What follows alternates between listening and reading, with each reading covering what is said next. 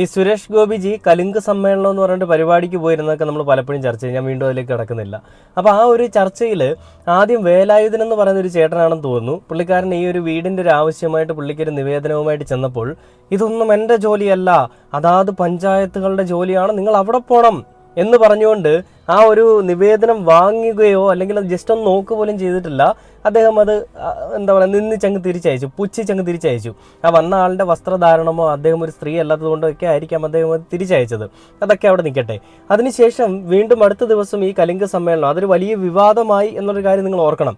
അത് വലിയ വിവാദമായി, പ്രശ്നങ്ങൾ ഗുരുതരമായി, പലയിടങ്ങളിലും പല രീതിയിലുള്ള ചർച്ചകൾ വന്ന് സോഷ്യൽ മീഡിയ അടക്കം സൈബർ ഇടങ്ങൾ അടക്കം വലിയ രീതിയിലുള്ളൊരു വിവാദങ്ങൾക്ക് വഴിവെച്ചൊരു കാഴ്ചയായിരുന്നു നമ്മളവിടെ കണ്ടത്. അപ്പോൾ ഈ സംഭവങ്ങൾ ഇങ്ങനെ ഉണ്ടായപ്പോൾ അതിനൊരു മറുപടിയുമായിട്ട് സുരേഷ് ഗോപി ജി രാജാവ് എന്നൊക്കെ വിളിക്കണമായിരിക്കും കേട്ടോ, സാറെന്ന് വിളിക്കേണ്ട രാജാവ് എന്ന് വിളിക്കാം, ഉന്നത കുല രാജാവ് അതിന് മറുപടിയുമായിട്ട് അല്ലെ വിശദീകരണമായിട്ട് വന്നത് ഇങ്ങനെയാണ്. അതായത്